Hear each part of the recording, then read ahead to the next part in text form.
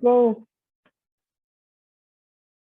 a little deeper into soaking, you start to, everything is so jammed up out here by my senses, but the deeper inner sensing, you start to pick up other things. Okay? Vast pool of energy.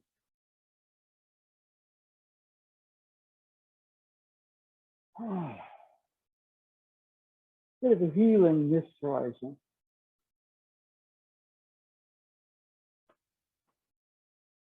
Bit of a tunnel down to an even deeper place. Deeper pool.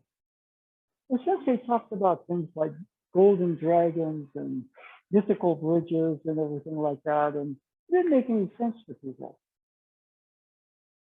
What's he talking about? Well, as you get kind of deeper into that, we call that interior sensing place. The imagination is very real, but by the time it's up here and out there, it's imaginary.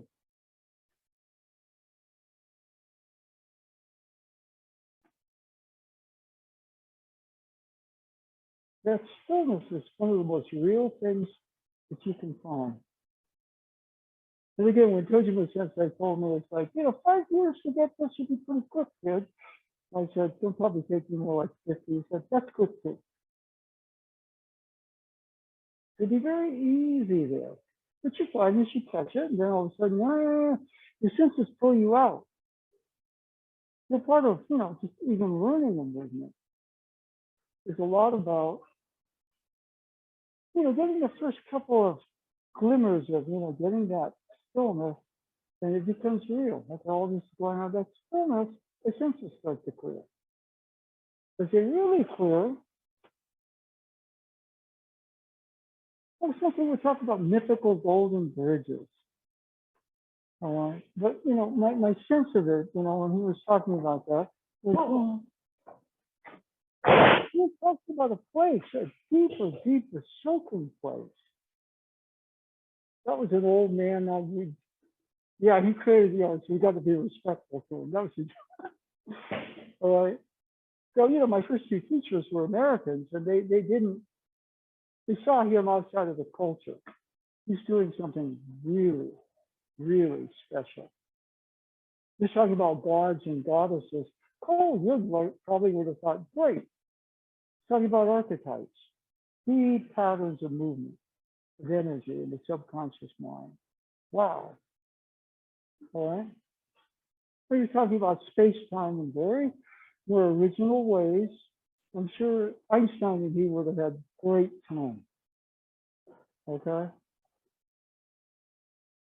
So as you start to settle a bit more and start to settle deeper and soak, not just deeper, but it's the soaking. Everybody up? I mean, what happens a little bit is everything. See, movement itself has the stillness in it.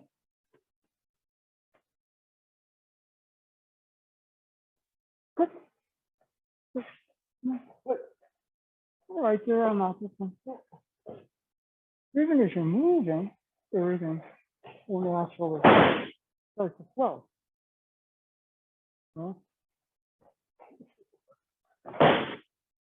if he grabs your phone and kind of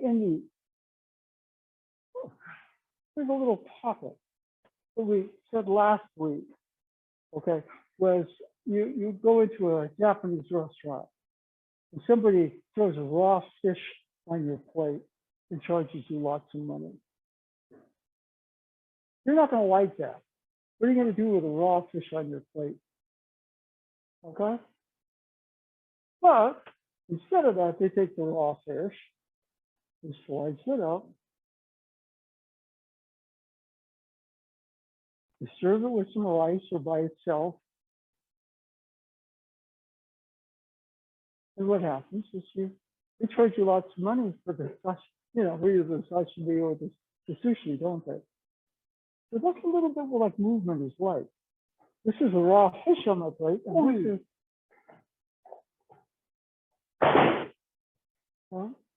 now power.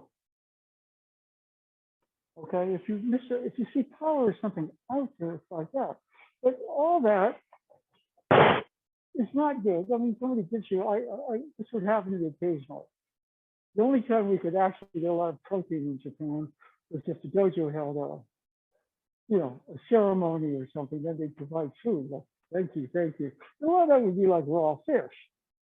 And one time, what happened? They got the raw fish, but they ran out of the wasabi. The mustard, the spice, whatever. I couldn't eat the raw fish without the seasoning. All right. So something like this, for example, that's more like the wasabi. It's not supposed to kill you, it dominates you. What is power as we see it? Well, that's the curry sauce.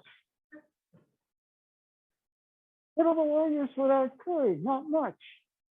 You have some spice to it. There's an aliveness, a vitalness in food. And so a lot of it, for example, if we're kind of here, we're going to go this way, we're going to go this way, we're going to go this way.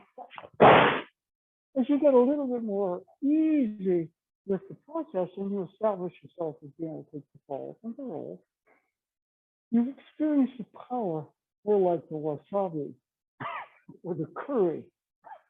Well, he comes in this way. Okay, we go this way, and we go this way, and we go this way. You could just sort of like, wasabi. Whoa, it cleared my senses, didn't it? Since I would do that by going into freezing waterfalls. That was a pretty extreme thing. The water misogi, the cleansing of the senses is in Japan, it's very extreme. Just stays out for 2 hours and you can't feel, your mind's going to go pretty blank. You might go blank in the wrong way. But there's that area right there. He grabs on. Good, okay. This is wasabi right there. Or Indian restaurant, there's the curry. So your use of power is constructive. There's chef looking energies within the center circle. And so your use of power is more like you're going to put the proper seasonings in. So you're going to create a master dish. Aikido's creation is just using a kind of a different template for it. You have to pick it up from somebody. Somebody has to teach you about the soaking and the stillness. And for me, judging the sense, I said, it might take you 5 years. That's fast. I said, probably years 50. But that's fast too. In other words, it's an ongoing education. Okay, so anytime that you can settle, be easy and open, that stillness is right there. When my sense is too contaminated, wonder what Donald Trump's going to do next. Easy. I can vote. I can take political action if need be. But I don't have to get caught up in that.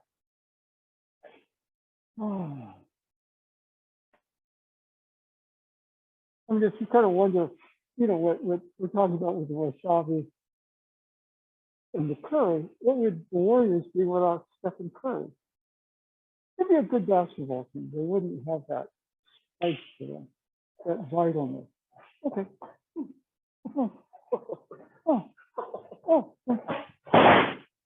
So when you soak enough,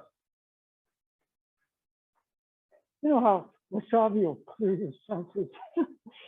Claw, you always go, oh my gosh, I can finally breathe through my nostrils. That's decontaminating the senses. It's just an interior one. Okay? All right. Anyway, let's get seated.